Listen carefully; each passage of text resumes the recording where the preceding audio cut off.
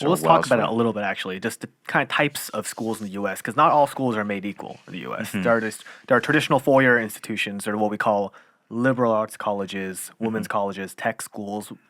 What are the differences between those? Um, okay, so you have your national universities, which are your public schools and everything. They tend to be a little more research based, right? They're known for offering graduate programs, PhD. They're more. I mean, they offer all levels of education. Um, Schools tend to be a lot bigger, right? They tend to be a lot bigger, especially in undergrad. Define bigger. Bigger just in terms of number of students, Yeah, right? just like well, what's like the range that you'd say is a big school? Number range, would it be like close to maybe 20,000, right? Probably, I'm Over Yeah, twenty thinking, thousand. 20,000 right. plus, right, 20,000. would Yeah, be a I very would say large school. 30 20 maybe. to It's one of those 30,000. things where like in your grade level, you will not be able to meet everyone. You will not know No. everyone. You will walk around campus and not know 90% I of the don't think people. you would know everybody in your major. Yeah. Yeah. So be really big schools. Right. Really, really big. Well, I mean, there are exceptions, right? You have schools like, I suppose, like Rice, who I think with the last count, they only accepted what? They only accept 200 to 300 students every year, right? But there are exceptions. But for most of these schools, the student body is just very, very large. And these schools are usually ranked, or the prestige of the school is very much determined by the research that is done at the school, right? So mostly by by professors, by PhD students, and whatnot. Whereas with the liberal arts schools, again, they tend to be very small. They generally don't have a graduate school program, right? Most of them. Um, they're very focused on undergraduate education. And for many of the schools, you're not allowed to pick your major until your second year. They make you take all your core courses in your some of the schools your first 2 years of undergrad. And then only when you meet a certain standard, right, a GPA standard, are you allowed to actually pick a major. Okay, so one thing I want to talk about. This is where my tinfoil hat comes on. This term liberal arts is thrown around a lot. What does it mean? Because I've seen people refer to any college as a liberal arts college. But you seem to talk about very specifically smaller schools as this category of liberal arts. Is it just size? Oh man, it's also the classes that you take as well. At least the liberal arts school that I went to, there were 10 courses that you needed to pass. It was compulsory for students to pass. And if you did not receive, I believe the number was 3.0 in these 10 courses, you had to take something called a general exam in your second year. And if you didn't score more than 65%, I believe, or it was 70% on this test, you are not allowed to pick your major. You are not allowed to proceed into your third year of college, right? So it would include, courses like English. I think it was like 2 semesters of English. There would be a math course. There would be one science course. There would be a religions course, history course, philosophy course, et cetera, et cetera, et cetera. Very basic courses, nothing too specialized or whatnot.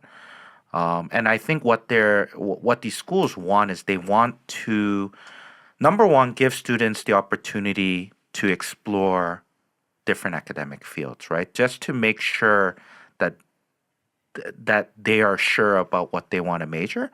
And second is to kind of form a well-rounded student. Now, I know a lot of national universities do stress this, right? Because I'm pretty sure Brown calls itself a liberal arts school. Yeah, It but does. But it's not the same liberal arts that we're talking about right now.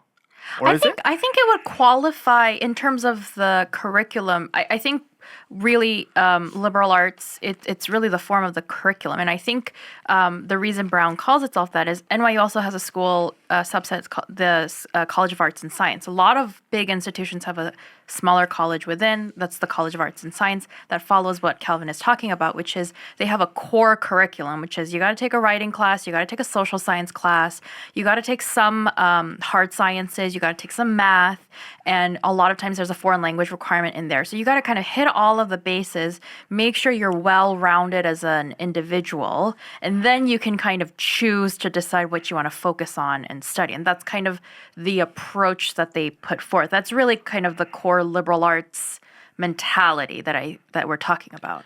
But I think it's part environment as well because with liberal arts schools, there might be classes in your third or fourth year where you literally have 4 to 5 students in a class. There's a Yep. lot of debate, a lot of discussion. I honestly had a lot of fun being a history major. And some people hate that. So Yeah, some Right. people hate that, right? They like the bigger, some of the bigger anxiety being in a class where it's only 15 people and you're expected to contribute or talk. Socratic seminar is a great method. It's not the best method for everyone to learn something. That's definitely something to consider. Personality On fit. the opposite end of the spectrum, maybe. I'm Yeah. not sure. Tech schools? Yes, we have our tech schools. We have, they tend to be a lot more, they tend to be a lot more rigid with their curriculum. We're talking about, your Georgia Techs, your MITs, your RITs, Rochester Institute of Technology, or whatnot. They're most they're more anti-liberal arts schools, right? You're just going to take what is required for you to major something, and they probably want to get you into. They want you to get professional experience, right? ASAP. I'm sure, a school like Georgia Tech, they're going to have a lot of relationships with the local companies, right? That seem to be getting quite popular in Georgia, the factories, the tech companies. Same with places like in Texas, right? Your Texas Tech, right?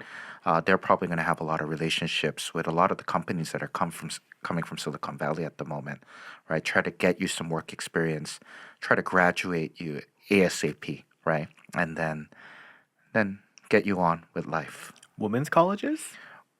Question mark? Women's colleges are. What is the question? I was like, is there anything? Is there any distinction besides them being mostly or all women? Oh, most women's colleges are liberal arts schools, right?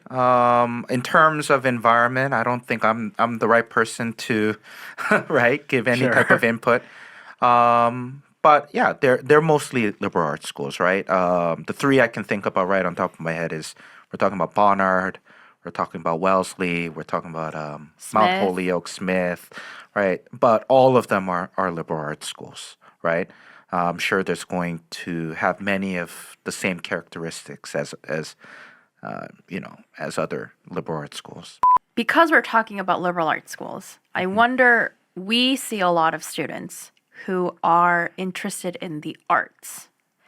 And they have to come to this decision on, am I going to apply to an arts school? Or am I going to apply to like a liberal arts college or a college of arts and science in a bigger institution, and do kind of like more of the studies track? We see a lot of students who are between like going to a theater or film school versus becoming like a theater studies student. I think with a lot of our art students, the one thing I always want to know is what they want to do, right? With that major. Professional outcome. Right. So, for example, if a student really does want to become a performer, I think it's very straightforward. There are certain schools that are specialized for this, right? We're talking about, a lot of the California schools in California, your LMUs, right, your USCs, and of course NYU, right? If you're very set in becoming a performer, a Broadway performer, doing musicals, fine, right?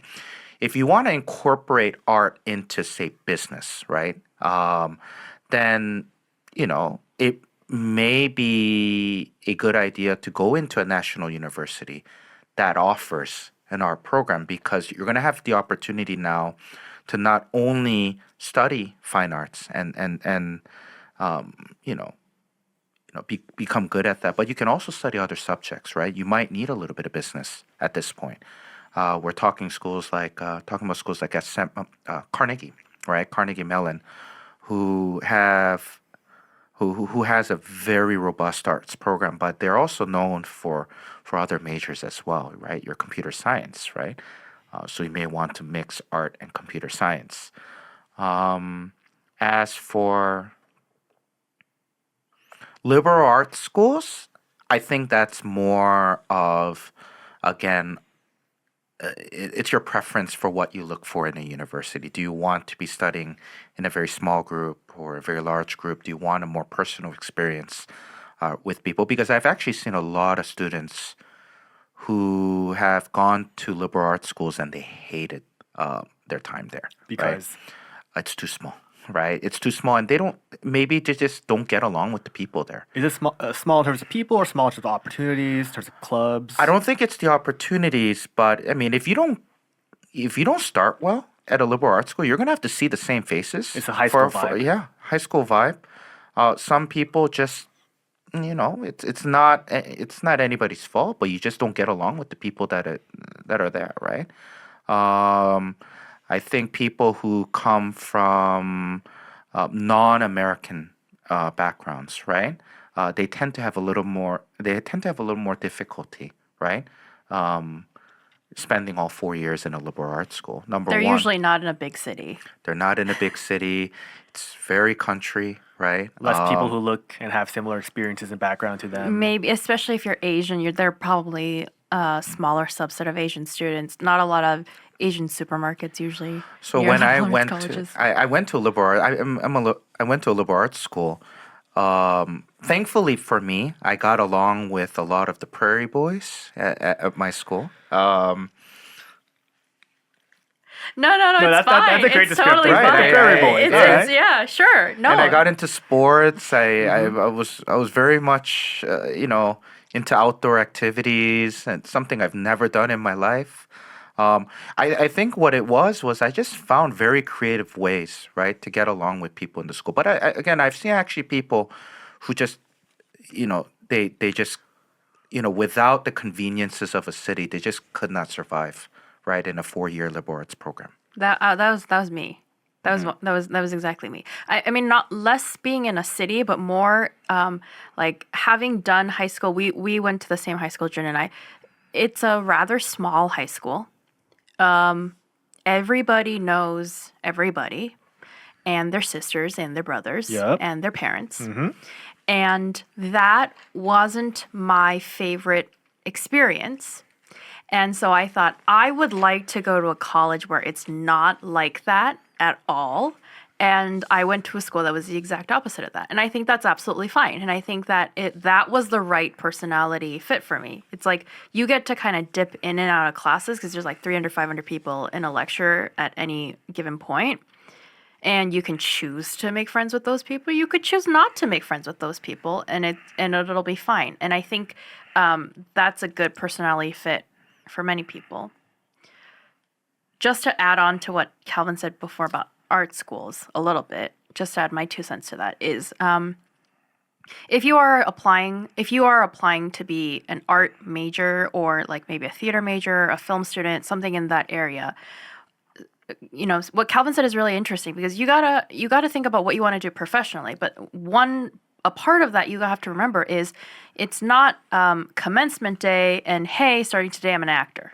Like that's really not how things work in the arts industry. Like you're not gonna get a job probably right away as kind of the rest of the students you went to school with.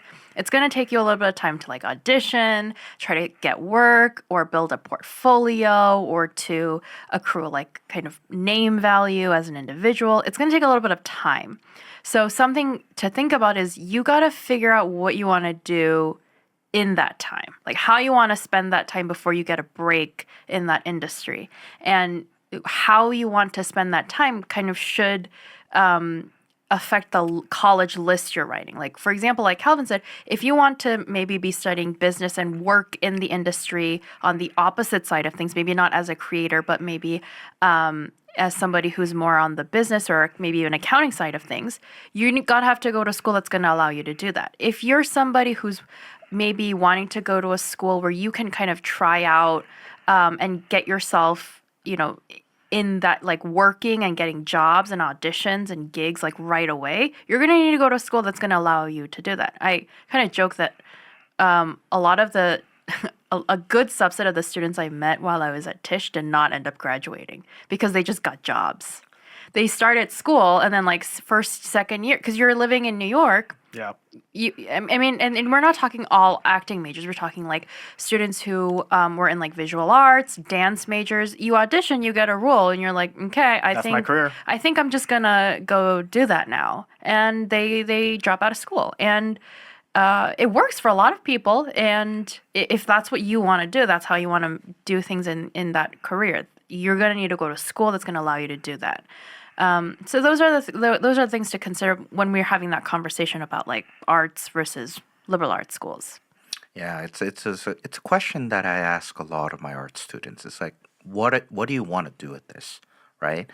And if you don't have, and then if students don't give me a clear answer, I try to convince them to go to another major because I'm getting worried at this point, right? It's like you're just kind of randomly doing something that I don't know, maybe you're interested in, but you really haven't thought of, right? Um, because the trap here is that if you end up at a kind of a specialized art school, there's no there's no flexibility there at all, right? It's they're not going to offer other majors at that point, right? Everything's within the arts program. You gotta know what you want to do. Yeah.